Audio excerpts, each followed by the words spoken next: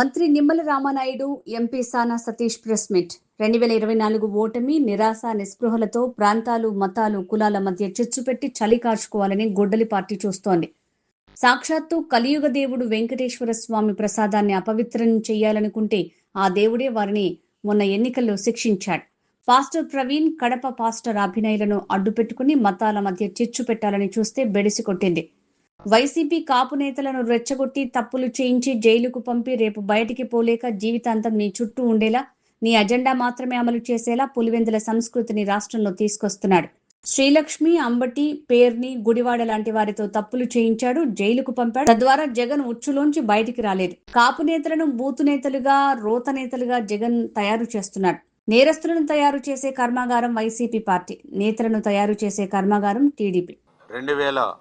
2024 సంవత్సరంలో రాష్ట్ర చరిత్రలో ఎప్పుడు చూడనటువంటి ఓటమిని సవిచూసినటువంటి వైఎస్ఆర్సీపీ పార్టీ నిరాశ నిస్పృహలతోటి కుట్రలు కుతంత్రాల ఎజెండాగా పులివెందుల సంస్కృతిని ఆంధ్రప్రదేశ్ రాష్ట్రం అంతా కూడా తీసుకురావాలనేటువంటి ప్రయత్నంలో భాగంగానే ప్రాంతాల మధ్య, మతాల మధ్య, కులాల మధ్య చిచ్చు పెట్టాలనేటువంటి ప్రయత్నం. అందులో భాగంగానే రాయలసీమ, కోస్తా, ఉత్తరాంధ్ర అనేటువంటి ప్రాంతాల మధ్య చిచ్చు అనేటువంటి ప్రయత్నం విఫలం చెందినటువంటి విషయం మీ అందరికీ తెలుసు. అదే రకంగా కలియుగ దైవం వెంకటేశ్వర స్వామి వారి ప్రసాదాన్ని సైతం అపవిత్రం చేయాలని చూస్తే మనం ఎవ్వరూ శిక్షించిన అవసరంలా. ఆ కలియుగ దైవం వెంకటేశ్వర స్వామి మొన్న ఎన్నికల్లో జగన్మోహన్ రెడ్డిని శిక్షించినటువంటి పరిస్థితి. ఏదైతే ఫాస్టర్ ప్రవీణ్, కడప ఫాస్టరు అభినయ్, ఇటువంటి వారిని అడ్డు పెట్టుకుని మతాల మధ్య చిచ్చు రాజేసి చలి కాసుకోవాలనేటువంటి జగన్మోహన్ రెడ్డి ప్రయత్నం కూడా బెడిసి కొట్టినటువంటి పరిస్థితి కూడా మొన్న మనం చూసాం. ఇటువంటి స్థితిలో ఇప్పుడు కులాల వంతు వచ్చింది గొడ్డల పార్టీకి. ఈ రకంగా ఈరోజు మళ్ళీ ఆ కులాల్లో సంబంధించినటువంటి నాయకుల్ని రెచ్చగొట్టడం, వాళ్ళ చేత తప్పులు చేయించడం, వాళ్ళని జైలుకి పంపించడం, తద్వారా వాళ్ళందరినీ కూడా జీవితాంతం తన చుట్టూ తిప్పుకోవడం. ఇదే జగన్మోహన్ రెడ్డి పులివెందుల సంస్కృతికి నిదర్శనం. ఎందుకంటే మనం చూస్తూ ఉంటాం ఫ్యాక్షన్ చేసేటువంటి నాయకుడి దగ్గర ఉన్నటువంటి ఎవరైనా, ఏ అనుచరుడైనా హత్యలు చేసినా, దాడులు చేసినా, రౌడీజం చేసినా, గోండాయిజం చేసినా కొన్ని రోజులకి అతను ఏదైనా పరివర్తనం చెంది, అంటే భార్యో కుమారుడో ఆయనలో పరివర్తన కలగజేసి అరే ఇంకా చేసింది చాలు ఎందుకులే అని బయటకు వద్దామన్నా కూడా వచ్చేటువంటి పరిస్థితి ఉండదు. ఎందుకంటే బయటకు వస్తే తన వల్ల ఎవరైతే నష్టపోయారో వాళ్ళ చేతుల్లో హతమైపోయేటువంటి ప్రమాదం. అందుచేత ఇష్టం ఉన్నా లేకపోయినా ఒక్కసారి ఆ రొచ్చులో ఇరుక్కుంటే ఇంకా జీవితాంతం ఫ్యాక్షన్ నాయకుడి దగ్గర పనిచేయవలసిందే. అదే రకమైనటువంటి పరిస్థితి ఈరోజు జగన్మోహన్ రెడ్డి అటువంటి ఫ్యాక్షన్ సంస్కృతిని, పులివెందుల సంస్కృతిని ఈరోజు ఆ నేతల్లోనూ, ఆ వైసీపీ నేతల్లోనూ, కాపు నేతల్లోనూ అలవాటు చేసి ఆ రకంగా తప్పులు చేయించి నేరస్తులుగా మార్చుకొని వారిని జైలుకు పంపించి తద్వారా జీవితాంతం కూడా తన చుట్టూ ఉండేటువంటి విధంగానే ఎజెండాగా ఆ సంస్కృతిని అమలు చేస్తున్నటువంటి పరిస్థితి. దానికి ఉదాహరణే శ్రీలక్ష్మి, ఒక మంచి తెలివైనటువంటి ఐఏఎస్ ఆఫీసర్. అటువంటి ఆఫీసర్ సైతం వీళ్ళ మాటలు విని తప్పులు చేసి జైలుకి పోయి కోర్టుల చుట్టూ తిరుగుతూ ఇప్పటికీ తప్పనిసరి స్థితిలో ఈవేళ ఆ జగన్మోహన్ రెడ్డి పంచనే ఆయన కోటరీలోనే ఈరోజు శ్రీలక్ష్మి ఉండవలసినటువంటి పరిస్థితి వచ్చింది అని అంటే, మొన్ననే మనం చూస్తాం అంబటి రాంబాబు, ఆయన చేత తిట్టిస్తారు, దాడులు చేయిస్తారు, జైలుకు పంపుతారు. మరి ఇంకా జీవితంలో ఇంకెప్పుడు కూడా జగన్మోహన్ రెడ్డిని వదిలి బయటికి వచ్చేటువంటి పరిస్థితి లేకుండా ఆయన్ని బందీగా చేసేటువంటి పరిస్థితి ఆ కేసుల ద్వారా, ఆ యొక్క జైలు జీవితం ద్వారా. మీ అందరికీ తెలుసు పేర్ని కృష్ణమూర్తి అంటే ఒక గౌరవమైనటువంటి కుటుంబం వ్యక్తి పేర్ని కృష్ణమూర్తి గారంటే. అటువంటి గౌరవప్రదమైనటువంటి కుటుంబంలోంచి వచ్చిన వ్యక్తి నాని. ఆయన చూసాం మనందరం కూడా, ఎప్పుడూ కూడా ఇంట్లోంచి బయటికి రానిటువంటి మహిళలు కూడా కేసుల్లో చిక్కుకునేటువంటి పరిస్థితి తెలివితేటలుగా జగన్మోహన్ రెడ్డి ఆ కుటుంబానికి కల్పించినటువంటి పరిస్థితి. ఇంకా జీవితాంతం జగన్మోహన్ రెడ్డికి ఆ పేరునని ఊడిగం చేయవలసిందే.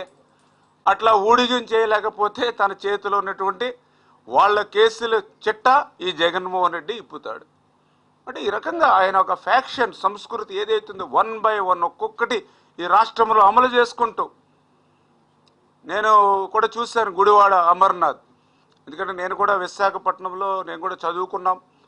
అప్పుడు వాళ్ళ తండ్రి గురునాథరావు గారు, ఆయన కూడా ఒక మంత్రిగా చేశారు, ఒక ఎమ్మెల్యేగా. ఆయన కూడా ఒక మంచి గౌరవప్రదమైనటువంటి వ్యక్తిగానే ఆ రోజు ప్రజల్లో గుర్తింపు పొందినటువంటి వ్యక్తి. అటువంటి గౌరవ కుటుంబంలోంచి వచ్చిన వ్యక్తి అమర్నాథ్ని ఈరోజు ఏ రకంగా తయారు చేశారు జగన్మోహన్ రెడ్డి. ఒక యువకుడు, ఉత్సాహవంతుడు, చదువుకున్నటువంటి వాడు.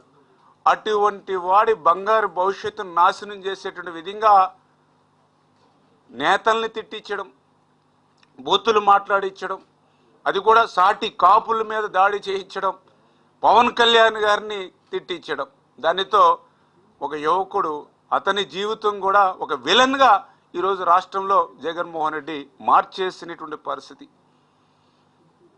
నిన్నగాక మొన్న మనం కూడా చూసాం. అంటే కాపు నేత కాకపోయినప్పటికీ కారుమూరి మా జిల్లా, ఆయన చేత కూడా తప్పులు చేయించాడు. నిన్న మొన్న జైలుకి వాళ్ళ అబ్బాయిని పంపించాడు. ఈయన కూడా రేపో మాపో వెళ్ళేటువంటి పరిస్థితి జగన్మోహన్ రెడ్డి కల్పించాడు. అంటే ఈవేళ ఆంధ్రప్రదేశ్ రాష్ట్ర చరిత్రలో మనం చూస్తే నేరస్తులను తయారు చేసేటువంటి కర్మాగారం ఇవాళ వైఎస్ఆర్సీపీ పార్టీ, నేతలను తయారు చేసేటువంటి కర్మాగారం తెలుగుదేశం పార్టీ. ఈరోజు వైఎస్ఆర్సీపీ నేతలను, ఇవాళ వైఎస్ఆర్సీపీ కాపు నేతలను బూతు నేతలుగా, రోత నేతలుగా మార్చి వాళ్ళ జీవితాల్ని నాశనం చేస్తున్నటువంటి జగన్మోహన్ రెడ్డి యొక్క కబంధ హస్తాలు, ఆయన యొక్క వైఖరిని ఈవేళ గుర్తుపెట్టుకోమని తోటి కాపు సోదరులను కూడా మీ ద్వారా కూడా తెలియజేసుకుంటూ ఉన్నా.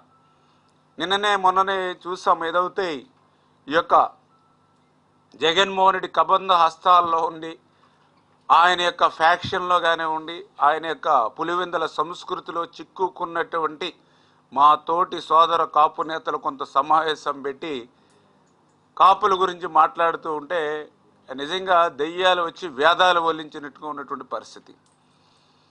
ఆ రోజు ఏదైతే కాపులకి 5% మరి ఈడబ్ల్యూ రిజర్వేషన్ ఆ రోజు మరి చంద్రబాబు నాయుడు గారు EWS economically weaker sections 5% reservation ఆ రోజు చంద్రబాబు నాయుడు గారు ఇస్తే, దాన్ని ఏకపక్షంగా 2019లో జగన్మోహన్ రెడ్డి అసెంబ్లీ సాక్షిగా రద్దు చేస్తే, కొత్తగా మీరు రిజర్వేషన్లు ఇవ్వాల్సిన ఉచ్చనిటువంటి రిజర్వేషన్లు కూడా రద్దు చేస్తే, ఆ రోజు ఎందుకు మీ నోర్లు మోగబోయాయి?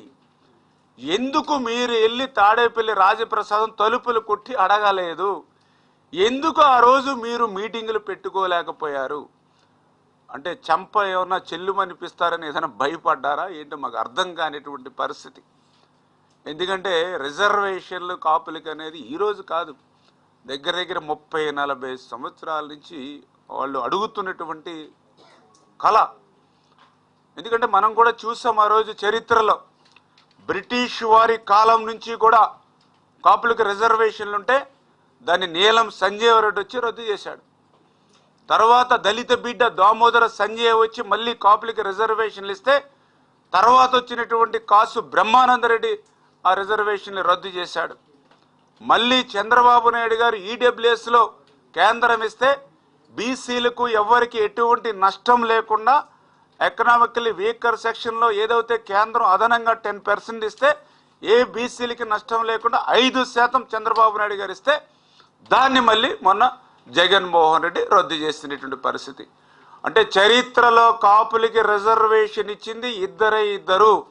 ఒకటి దళిత బిడ్డ దామోదర సంజీవయ్య, రెండవది నారా చంద్రబాబు నాయుడు గారు. కాపు చరిత్రలో రిజర్వేషన్లు రద్దు చేసింది ముగ్గురు. ఒకటి నీలం సంజీవ్ రెడ్డి, 2 కాసు బ్రహ్మానందరెడ్డి, 3 జగన్మోహన్ రెడ్డి. మీరా కాపుల గురించి మాట్లాడడానికి ఏ రకంగా హరవుతుందని అడుగుతూ ఉన్నా. ఈరోజు మనం చూస్తూ ఉన్నాం సానా సతీష్ గారిని. మీ అందరికీ తెలుసు, ఆ రోజు ఒక ఎర్ర నారాయణ స్వామి గారిని, ఒక మెంటే పద్మనాభం గారిని, ఒక తోట సీతారామలక్ష్మి గారిని, ఒక వంగా గీత గారిని, ఒక ఆదికేశ్వర నాయుడు గారిని, ఒక సి రామచంద్రయ్య గారిని, ఇలా ఎంతోమందిని పెద్దల సభకు పంపించింది తెలుగుదేశం పార్టీ. మరి నువ్వు అధికారంలో ఉన్నప్పుడు ఏం చేశావు? ఒక విజయసాయిరెడ్డి, ఒక సుబ్బారెడ్డి, ఒక సజ్జల రామకృష్ణారెడ్డి, ఒక పెద్దిరెడ్డి రామచంద్రారెడ్డి, ఒక మిథున్ రెడ్డి, వీళ్ళతోటే కదా నీ రాజకీయం అంతా తిరిగింది. అధికారం ఉన్నంతసేపు వీళ్ళ చుట్టూనే కదా నీ అధికారం అంతా తిప్ప. అంటే అధికారం ఉంటే వాళ్ళ, అధికారం లేకపోతే మరి వీళ్ళ అనేటువంటి విషయం ఇలా నేను చెప్పడం కాదు. ప్రజలు ఈవేళ జగన్మోహన్ రెడ్డిని, గొడ్డల పార్టీని ఈరోజు ప్రశ్నిస్తున్నటువంటి పరిస్థితి. మనందరికీ తెలుసు, తిరుమల తిరుపతి దేవస్థానం టీటీడీ చైర్మన్, అత్యంత పవిత్రమైనటువంటి టీటీడీ చైర్మన్ని ఆ రోజు చదలవాడ కృష్ణమూర్తి గారికి కానీ, ఆదికేశ్వర నాయుడు గారికి కానీ, పప్పుల చలపత్ర గారికి కానీ ఇచ్చింది తెలుగుదేశం పార్టీ. నువ్వు అధికారంలోకి వచ్చిన తర్వాత ఎవరికి ఇచ్చావు? బొమ్మ కరుణాకర్ రెడ్డికి ఇచ్చావు, సుబ్బారెడ్డికి ఇచ్చావు. అంటే అధికారంలో ఉంటే ఏం చేస్తా ఉన్నావు? అధికారం పోతే ఏం మాట్లాడుతున్నావో తెలుసుకోలేనంతటువంటి అజ్ఞానంలో మేము ఎవ్వరం కూడా లేము అనే విషయాన్ని ఈవేళ ఈ గొడ్డల పార్టీకి ఈ సందర్భంగా గుర్తు చేసుకుంటున్నానని చెప్పి మీ ద్వారా తెలియజేసుకుంటూ, ఈరోజు చంద్రబాబు నాయుడు గారు, పవన్ కళ్యాణ్ గారు, ఎందుకంటే వీరిద్దరి కలయిక ఏదో వీళ్ళిద్దరు పదవులు పొందడానికి కాదు. 5 సంవత్సరాల నీ నిరంకుశత్వ నియంతృత్వ పాలన నుంచి ఈ రాష్ట్రాన్ని స్వేచ్ఛ స్వతంత్రం ఇవ్వాలనేటువంటి ఆలోచనతో, 5 సంవత్సరాల నీ కక్షలు, కేసులు, వేధింపుల పాలన నుంచి ఈ యొక్క రాష్ట్రానికి ఉపశమనం కలిగించాలనే ఉద్దేశంతో, 5 సంవత్సరాలు నీ బుల్రోజర్లు, నీ బూతుల పంచాంగం నుంచి ఈ యొక్క రాష్ట్ర ప్రజలకు మరి ఈవేళ స్వేచ్ఛ వాయువులు ఇవ్వాలనే ఆ రోజు చంద్రబాబు నాయుడు గారు, పవన్ కళ్యాణ్ గారు కలిసినటువంటి పరిస్థితి.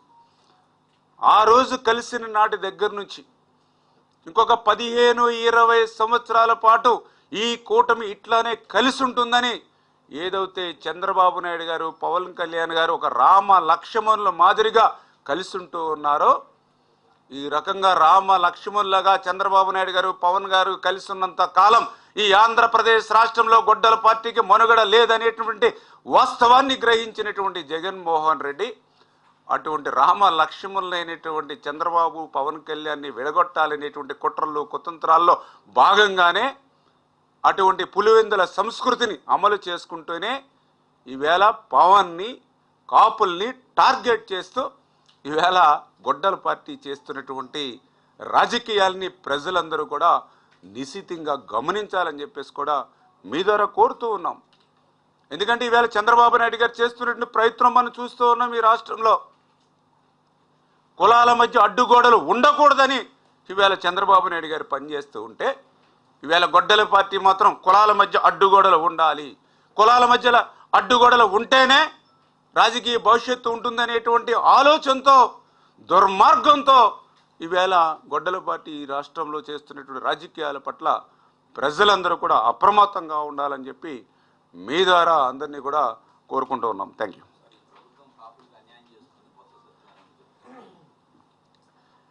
మేము అదే చెప్పాం. ఏదైతే ఇప్పుడు వీళ్ళందరూ కూడా ఒక ఫ్యాక్షన్ సంస్కృతి, ఏదైతే ఈ యొక్క పులివెందుల సంస్కృతిలో చిక్కుకున్నటువంటి బాధితులు వీళ్ళందరూ కూడా చెప్పాలని అంటే, వాళ్ళు ఇంకా బయటికి రాలేరు. ఇంకా జగన్మోహన్ రెడ్డి జపము, జగన్మోహన్ రెడ్డి ఎజెండా అమలు చేసుకోవాల్సిందే. వాళ్ళ జీవితాంతం కూడా అదే రకమైనటువంటి పరిస్థితి. ఏదైతే ఇప్పుడు చాలా క్లియర్గా మనం చెప్పాం, 5 సంవత్సరాలు వాళ్ళు అధికారం ఇచ్చారు, 151 సీట్లు ఇచ్చారు, 50% సీట్లు ఇచ్చారు. మరి అధికారంలో ఉన్నటువంటి 5 సంవత్సరాలు ఆ రోజు కరివేపాకుల మాదిరిగా మరి కాపుల్ని వాడుకుని వదిలేసినటువంటి పరిస్థితి మీది. కానీ ఈరోజు మేము అధికారంలోకి వచ్చాక మీరు చూశారు, ఈవేళ ఇప్పుడే చూసాం ఒక ఎంపీగా ఆయనకి పదవులు ఇవ్వడం కానీ, ఈ విధంగా మరి అదేవిధంగా కాపులకి సంబంధించినటువంటి మరి ఈవేళ మీకు నేను ఒక ఇరిగేషన్ శాఖ మంత్రిగా ఉన్నాం. ఈవేళ పోలవరం ప్రాజెక్టు ఉంది. పోలవరం ప్రాజెక్టు పూర్తవుతే మరి నిజంగా అక్కడ మేలు జరిగేది ఆ గోదావరి జిల్లాలో కాపులకే. మరి అటువంటి పోలవరాన్ని కూడా నువ్వు 5 సంవత్సరాలు నిర్వీర్యం చేసేసి ప్రశ్నార్థకం చేసావు. మళ్ళీ ఈవేళ పోలవరాన్ని మేము పూర్తి చేస్తున్నాం. అంటే ఈ రకంగా ఒక సాఫ్ట్వేర్ ఈవేళ కాపు బిడ్డలు కూడా చాలా చోట్ల మేము గ్రామాల్లో చూస్తూ ఉన్నాం. ఎక్కడ చూసినా కూడా ఈవేళ ప్రతి గ్రామంలో 20 మంది 30 మంది సాఫ్ట్వేర్ ఎంప్లాయీస్ కాపు బిడ్డలు ఈవేళ గ్రామాల్లో ఉంటూ ఉన్నారు. వ్యవసాయం ఇబ్బందికరంగా ఉన్న ఈవేళ ఆ యొక్క సాఫ్ట్వేర్ ఫ్యామిలీలు ఈవేళ గ్రామీణ ప్రాంతాల్లో ముందుకెళ్తూ ఉన్నాయి. అటువంటి సాఫ్ట్వేర్ని ఈవేళ మీరు చూశారు. ఈవేళ గతంలో సాఫ్ట్వేర్ అవుతే ఈవేళ క్వారంటైన్ వ్యాలీ అని పెట్టి ఈవేళ ఉద్యోగ ఉపాధి అవకాశాలు ఇవ్వడం కానీ, అంటే ఈ రకంగా ఈ యొక్క 2 ఏళ్ల కూటమి పాలనలో నేరుగానే కాకుండా ఇండైరెక్ట్గా కూడా ఉద్యోగ ఉపాధి అవకాశాలు పెంపొందించేటువంటి విషయంలో కూడా ఈవేళ కాపు యువత కూడా ఈరోజు లబ్ధి చెందుతున్నటువంటి పరిస్థితి. Thank you.